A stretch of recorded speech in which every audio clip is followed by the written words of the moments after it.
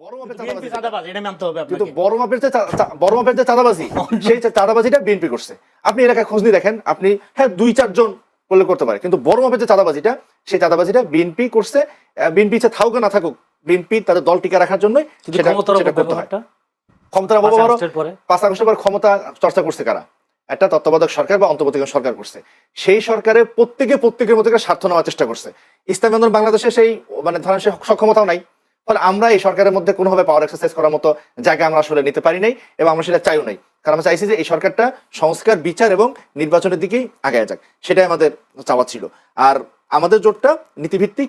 এখন কি ইসলামী যে ওলামা কিরামরা বলছেন, এখানে একটা কথা হলো যে যারা বলছেন তারা হলো আসলে রাজনৈতিক চিন্তার না। আপনি জানেন যে আধুনিক রাষ্ট্র কি করে চলে, নির্বাচন কি করে হয়, তার সাথে ইসলামপন্থী যারা মানে একাডেমিশিয়ান আছে, তাদের চিন্তার একটা ফারাক আছে। এটা আমাদের হয়তো দুর্ভাগ্যজনকই। তো যারা ওই জায়গা থেকে বলছেন, তারা তাদের একটা মদর্শী জায়গা বলছেন।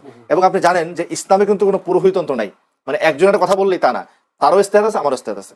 হযরত এবং আবু হানিফা রাহমাতুল্লাহ আলাইহির একটা ইয়া ছিলেন যে কোনো একটা বিষয় যদি কোরআন আয়াত থাকে ঠিক আছে, হাদিস থাকলে ঠিক আছে, সাহাবা কেরামের কল থাকলে ঠিক আছে, এরপরে যদি হয় হুম রিজাল নাহনু রিজাল, তারও ইস্তেহাদ করার অধিকার আছে, আমারও ইস্তেহাদ করার অধিকার আছে। ফলে যারা বলেছেন তার মধ্যে অনেকেই এটা স্বাক্ষর করেন, এটা আমরা জানি, হয়তো সে সামনে আসবে দেখবেন। আর যারা বলেও থাকেন, এটা তাদের মতামত।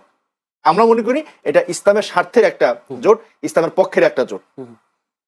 একটা প্রশ্ন, সেটা হচ্ছে আমারও জানার ইচ্ছা যে উনি একটা বলছেন যে বাইনারি পদ্ধতি চলে আসলে বাংলাদেশে, যে বিএনপি আওয়ামী লীগ। এখন বিএনপির পক্ষে একটা মার্কা এস্টাবলিশড হয়ে গেছে ধানের শীষ, কিন্তু আপনাদের যে বর্গ, সেই বর্গে তো প্রতীকগুলো আলাদা আলাদা, জনগণের কাছে পৌঁছাতে পারবে না। বর্গের মধ্যে দুইটা মার্কা খুব বিখ্যাত মার্কা, একটা হলো হাত পাখা।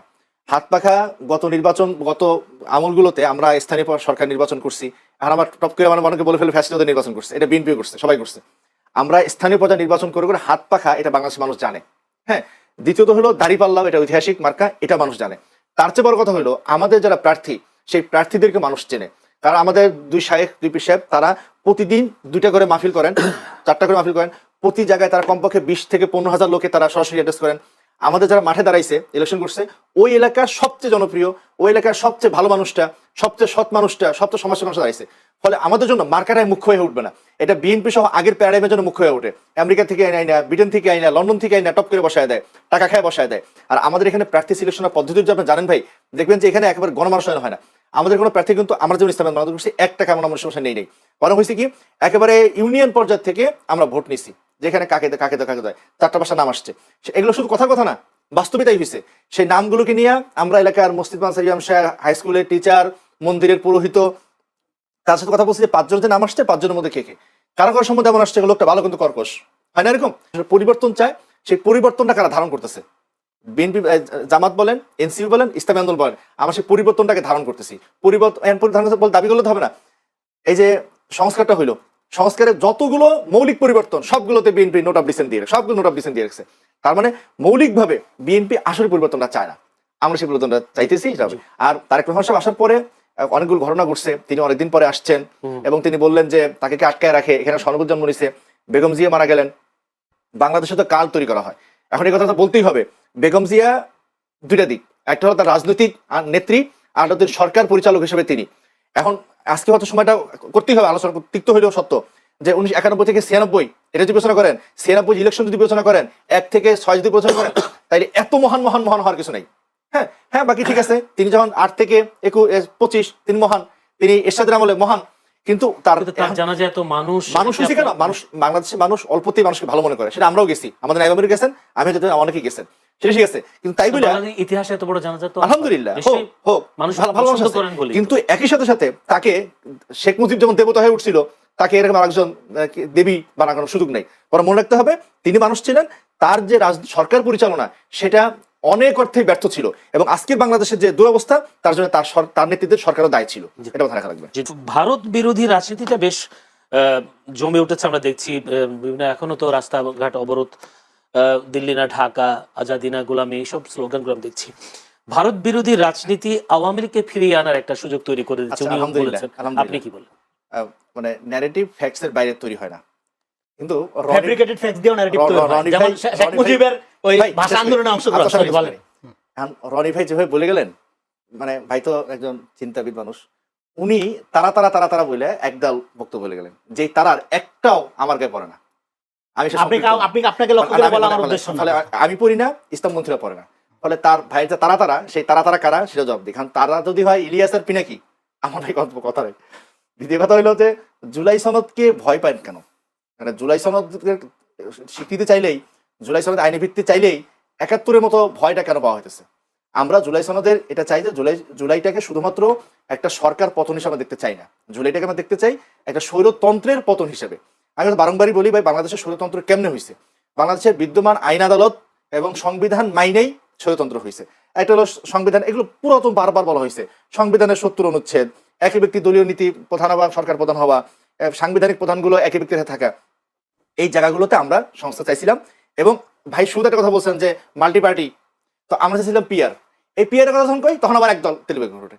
বাংলাদেশে যদি বহুদলীয় মানে শক্তিকে দাঁড় করাইতে হয় তাহলে পিয়ারের চেয়ে ভালো কিছু হয় না। বাইনারি ভাঙতে গেলে পিয়ার, কিন্তু পিয়ারটা তো মানে বলাটাই অপরাধ বানাই ফেলছিল। তো ফলে কি জুলাইটাকে যেহেতু ওই পর্যন্ত দেখা হয়, সেজন্য আমরা জুলাইয়ের আইনি ভিত্তি চাইছি যে জুলাই যে পরিবর্তনগুলো আনছে, পরিবর্তনগুলো স্বীকৃত হোক, কেউ আর পরবর্তী উৎখাত করতে না পারুক, চাইলে পরিবর্তন না ফেলতে। ভয়টা কেন? ৯০-তে কি হয়েছে? ৯০-তে এত রক্ত এত কিছু, তারপর ৯০-এর পরে ২৪ আসলো কেন? সেখানে তো বেগম জিয়ার কথা আসবে। বেগম জিয়া সরকার চালাইছেন, অনেক ভালো চালাইছেন, হ্যাঁ, কিন্তু ২০০৮ যে হয়েছে তার সূত্রপাতটা কোথায়? এটাকে আপনি অস্বীকার করবেন? না। আর মানে আমরা ফুয়েলিং করি, এটা মানে এটা সত্য কথা না, এটা একেবারেই ভুল কথা। মানে ভারত বিরোধী যে তথাগত ভারত বিরোধী যা হয়, এর রাস্তা অবরোধ করে, হ্যান করে, তান আজাদি না আজাদি, এই সমস্ত স্লোগানগুলো আমরা দেই না। কারণ আমরা খুব ভালো করেই জানি যে আধুনিক জাতিরাষ্ট্রে একটা প্রতিবেশীর সাথে এক ধরনের সম্পর্ক রক্ষা করে থাকা লাগবে। সেই সম্পর্কটাকেই যদি কেউ আধিপত্য মনে করে, সেই সম্পর্কটাকে কেউ যদি গোলামি মনে করে, এটা আসলে ভুল কথা, আমরা সেটা মনে করি না। এবং ইসলামী আন্দোলন বাংলাদেশ কখনোই কাউকে মতাদর্শের ভিত্তিতে আলাদা করে না, আদারিং করে না। আমরা সবাইকে নিয়ে সবার সাথে রাজনীতি, সবাইকে অন্তর্ভুক্ত করতে চাই। এখন করতে যে চাই, প্রত্যেকটা ভালো মন্দ আছে, এটা ভালো কি খারাপ, এই ভালো খারাপ অনেকে মাপে পশ্চিমকে দিয়ে, আমি মাপে ইসলামকে দিয়ে, জাস্ট এটুকু পার্থক্য। আমি কোনো মতাদর্শের ভিত্তিতে কাউকে আলাদা করতেছি না। আর একটা কথা আমি একটু খুব চলার পর জানাই রাখি, আমি বেগম জিয়া সম্পর্কে যা বলছি সেটার বিচারের ভার, কোট আনকোট বিচারের ভার জনগণকে। একজন সম্পর্কে মন্তব্য করলে সেটা বিচার করতে হবে কেন ভাই? এটা মানে এই মানুষ এটা জাজ করবে, আমি বক্তব্য করলাম না, বিচারের ভার মানে ফলে তাহলে হবে কি, মানে এটা জন্য তাহলে আমার বিরুদ্ধে এখন একটা মানে অনলাইন মব জাস্টিস হবে। আপনারা করেন, কে অন্য কেউ করবে? সারাদিন ভাই বেগম জিয়াকে নিয়ে, হ্যাঁ, তার মৃত্যু নিয়ে যে গুজব সোশ্যাল মিডিয়াতে আপনাদের সহকর্মীরা, আপনাদের আমি ইসলামী বাংলাদেশের কেন্দ্রীয় প্রচার, আপনাকে দায়িত্ব নিয়ে বলি, আপনাদের কথা বলছি, আপনাদের দল না, আপনাদের এই যে সমঝোতা ভিত্তিক স্পষ্ট কথা বলতে তো স্পষ্ট কথা। আপনাদের ইসলামী আন্দোলনের বাংলাদেশের কথা বলছি, ইসলামী বাংলাদেশের কোন দায়িত্বশীল যদি একটা বাজে কথা বলে তার বিরুদ্ধে দল থেকে অ্যাকশন নেওয়া হয়, ফলে একজন দেখাতে পারবেন না। এখন আপনারা বলে যে বিশাল বর্গ করে দেন, তাহলে ভাই আলাদা করছেন, আমি করবো কেন? তাহলে আপনারা বলেন কেন? সেটা আমরা না। তো ফলে কারণ মন্তব্যের জন্য কাউকে বিচার করতে হবে কেন? আপনি একটা মন্তব্য দিচ্ছেন একটা ন্যাশনাল টেলিভিশনে, এটাকে যাচাই হোক, এটা জনগণ বিচার করবে না? আমি যা বলছি জনগণ বিচার করবে না? না, আপনি বিচার মানে কি? একটা পর্যালোচনা, হাইকোর্টের বিচার না তো, বিচার মানে পর্যালোচনার কথাই বলছি। এটা পর্যালোচনা হোক, পক্ষপাত আসবে, মানে জনগণ দেখবে এটা কথাটা সত্য না মিথ্যা। ভয় পেয়ে কেন জানেন? আমরা বিগত হাসিনা আমল দেখছি, হাসিনা সময় একটা কথা কর, কারণ বিচার হইছে, বিচার কিছুই হয় না হাসিনা আমলে ভাই, আপনারা আরামে ছিলেন হাসিনা আমলে। আর দ্বিতীয় কথা ভাই যেটা বললেন যে কল্যাণ হাসিনা আমলে আমরা কি করছি এগুলো খোঁজ করে দেন। হাসিনা আমলের কথা বললেন না আপনারা, দয়া করে মানুষ হাসাহাসি করবে। ইসলামের বিএনপি একটা কথা বলে কি যে আমরা কোরআন সুন্নাহ বিরোধী আইন করবো না, আবার এক সময় বলে যে আমরা শরিয়াকে বিশ্বাস করি না, বলছে না? তো দ্বিমুখী কথা বলা দরকার কি? এটাই তো ধর্মকে ব্যবহার করা রাজনীতিতে। যদি শরীর বিশ্বাস এখন পরিষ্কার বলে ফেলেন যে শরীর বিশ্বাস করেন না, আবার ওইখানে গিয়ে টুপি মাথায় দিয়ে আমি ইসলামের কল্যাণ মানে ইসলাম বিরোধী আইন করবো না, এটা বলা দরকার কি? আমরা পরিষ্কার করে বলি আমরা মানুষ অধিকার ভিত্তিক রাজনীতি করি। হ্যাঁ, অধিকারটা সংজ্ঞায়িত করবো কি করে? অধিকারটা সংজ্ঞায়িত কি করে? আমি ইসলাম দিয়ে সংজ্ঞায়িত করবো, সেটার কথা আমরা বলছি। আর যদি কেউ বিগত হাসিনা বিরোধী স্বৈরাচারী আন্দোলনের কেউ বিশেষ করে কেউ কৃতিত্ব দাবি করতে চান করেন, কিন্তু আমি বিনয়ের সাথে বলবো অন্য কাউকে বাদ দিয়েন না, এক্সক্লুসিভ করতে গিয়া কাউকে বাদ দিয়ে দেন না, অন্তর্ভুক্তের বাদ দিয়ে। এখন আপনাদের জামায়াত ইসলামীর সাথে আপনাদের কোনো দ্বন্দ্ব চলছে কিনা, বা আসন ভিত্তিকের কোনো কারণে কি দূরত্ব তৈরি হচ্ছে? বিশেষ করে আমি একটা প্রশ্ন শেষ করেছি যে এনসিপি যুক্ত হয়েছে, এলডিপি যুক্ত হয়েছে, এবিপি পার্টি যুক্ত হওয়ার কারণে আপনাদের গুরুত্বটা কমে আসছে? না, গুরুত্ব কমে নাই, কিছু চলে নাই, কিন্তু হয়েছে কি ওনা যুক্ত হয়েছে কি 27-28 তারিখের পরে। এখন আমরা জামাত ইসলাম সহ এই 8 দল, তখন আমাদের মধ্যে আসন সেটেলমেন্ট এক ধরনের পরিকল্পনা ছিল, কিন্তু পরবর্তী যখন ওনারা আসছে তখন একটা বড় ধরনের একটা মানে অনেক বেশি আসন ছাড়তে হচ্ছে। যেমন আমাদের একজন যুগ্ম মহাসচিব ঢাকা 11-তে ইলেকশন করার সব প্রস্তুতি নিয়ে ফেলছে, এখন ওখানকার নাহিদ ভাইকে ছেড়ে দিতে হচ্ছে। তো এগুলো নিয়ে আবার সবগুলোকে আবার রিসাফলিং করতে হইতেছে, সেটা নিয়ে সময় লাগতেছে। এবং আপনি জানেন যে এগুলোতে একটু অস্বস্তিতে থাকে, কিন্তু গত 2 দিন আগে আমাদের নায়েবে আমির সহ আবুল ভাই ছিলেন, মিটিং একটা হয়েছে, অস্বস্তি কেটে গেছে, শীঘ্রই সেটা আসবে। আপনাদের- আজকে এটা হয়ে যেত, গতকালকে হয়ে যেত, জি। কিন্তু তার হিসাবে শাশুড়ি মারা গেছেন, জি। আর গতকালকে এটা হয়ে যেত। না, ফলে আপনাদের কোনো কথা নাই। চাহিদা আমরা যতটুকু গণমাধ্যমে পাই, আপনার কি 150টা আসন না, না, না, চাচ্ছেন? না, না, এরকম কোনো খবর ভাই, আছে? এখানে কোনো চাওয়াচাওয়ার বিষয় না। আমাদের আমি বারংবার বলছেন যে আমরা 300 আসন নিয়ে বসবো, এই আসনে কার হওয়ার সম্ভাবনা বেশি। তার যদি একটা তো হাত পাখা জয়ের সম্ভাবনা নাই, হাত পাখা একটাও চায় না, আবার 300 হাত পাখার সম্ভাবনা, 300 হাত পাখা। বিষয় হলো আমাদের জয়ী হয়ে আসতে হবে জুলাইয়ের রক্তটাকে সার্থক করার জন্য। ফেসিবাদের রাজনীতি থেকে আমরা সরে আসতে পারছি কিনা, বা আপনারা যারা বর্গ, সেই বর্গটা কতটুকু আগ্রহী বা কতটুকু সামনের দিকে আগাচ্ছেন? আমরা খুব করে চাইছি যে ফেসিবাদের সেই রাজনীতি থেকে আমরা বেরিয়ে আসা, কিন্তু এটা পারতেছি না কেন? এই ফেসিবাদী চিন্তা কাঠামো সবার মধ্যে খুব বড় সড় আকারে ঢুকে আছে। যেমন ধরেন, অনেক ভাই আপনি মাইন্ড করেন না, প্রথমে করেছে মামুন সাহেব এটা করছে, পরে কাজে আপনারা। প্রথম আলো করে কি 13 কোটি ভোটার, তার মধ্যে 1000 সামথিং এর মতামত নিয়ে ইসলামের ভোট আছে পয়েন্ট সামথিং। আর এভাবে যে মানে এটা অন্যের একটা দায় ইসলামপন্থী জেনারেলাইজ করে দেওয়া, যেটা এটা আসলে আমি জার্নালাইজ করি না, আমি স্পেসিফিক নাম ধরে কেন বলছি? এরপর আমার হচ্ছে আপনারা এরপর, কিন্তু ইসলাম বাংলাদেশ তো আপনাদের সঙ্গী তো তারা, মামুনুল হক আপনাদের সঙ্গী না? সঙ্গী একটু আগে আপনি বলছেন যে হ্যাঁ। যারা রাজনীতি তার আলাদা, তার মতো সঙ্গী, প্রয়োজনের সঙ্গী। আমি তো পরিষ্কার করে বলছি, আপনাদের রাজনীতি আলাদা, মামুনুল হকের রাজনীতি আলাদা, কিন্তু উনি এই ঘটনা 3 তারিখে তো ঘটাইছেন। ওরা রাজনীতি, আমার রাজনীতি আমার। হ্যাঁ। যেদিন মামুন সাহেব ওখানে গেছে, সেটা আমার নামে আমি গুলি মাথায় নিয়ে পল্টনে সাবাকে মিছিলে গেছে, তাহলে ওই রাজনীতি কেমন একা হলো? ফলে যারটা তারটা তার, আমারটা আমার। আর ইসলামী কোনটা ধরে প্রশ্ন? ফেসিবাদের চিন্তা ভাবনাকে আমরা ফ্যাসিবাদের এখনো চিন্তাভাবনা লালন থেকে করছি আমরা কিনা? বেরিয়ে আসতে চাই। এখন সেই বেরিয়ে আসার জন্য বাংলাদেশের যে দীর্ঘদিন যেটা বসে আছে, মাইক্রোফ্যাসিজম যেটা বসে আছে, সেই মাইক্রোফ্যাসিজম দূর না হলে সেটা দূর হবে না। এবং সত্য কথা হলো, বাংলাদেশের সরকার ব্যবস্থা, সচিবদের মনোভাব, জনপ্রশাসন যেভাবে গড়ে উঠছে, এই যাতে না ভাঙলে এটা হবে না, কিন্তু শুরু করতে হবে। সে শুরু করার সূচনা বিন্দুটা আমরা জুলাইকে অভ্যুত্থানকে ধরি। এই ধরনের যদি দোষের হয়, ভাই আমি আপাতত দোষী করতে চাই, বাকি জুলাই অভ্যুত্থানকে ধরে আমাদের সামনে রাজনীতি লাগাইতে চাই। 53 বছরের মধ্যে একটা সুষ্ঠু অবাধ গ্রহণযোগ্য নির্বাচন হয় নাই। যেটা হয়েছে এরশাদ সাহেবের পতনের পরে একটা সম্মিলিতভাবে, শাহাবুদ্দিন সাহেব তখন ছিল প্রধান উপদেষ্টা, ওনার নেতৃত্বে একটা ভালো নির্বাচন হয়েছিল যতটুকু, কিন্তু আওয়ামী লীগ বলছে এখানে সূক্ষ্ম কারচুপি হয়েছে, ওটা কিন্তু আওয়ামী লীগ গ্রহণ করে নাই। তারপরে 96 সালে যখন আওয়ামী লীগ আসলো, বিএনপি তখন বললো যে এখানে স্থূল কারচুপি হয়েছে। কাজে স্বাধীনতার পরে কোনো কালে কোনো সময়ে একটা গ্রহণযোগ্য নির্বাচন হয়নি। হয়নি। এবারে কি আপনার কি মনে হয় যে এটি যদি লেভেল প্লেইং ফিল্ড তৈরি হয়, নিরাপত্তা বা আইন শৃঙ্খলা জনিত যে বিষয়গুলো সেগুলো এনশিওর করা হয়, তাহলে গ্রহণযোগ্য নির্বাচন হবে? এগুলো নিয়ে একটু আশরাফ আলী আকনের কাছে যেতে চাই। আশরাফ আলী, এখন আসলে মঞ্জুল পানা যে কথাগুলো বলেছেন, আপনারা পিয়ারের দাবি ছিল, স্থানীয় সরকার নির্বাচনের আগে করার দাবি ছিল, গণভোটের দাবি ছিল, এই 3টা দাবি হঠাৎ করে আপনারা আবার সেই দাবিগুলো থেকে সরে এসে এখন নির্বাচনে যাচ্ছেন। আমি প্রশ্নটা শেষ করি।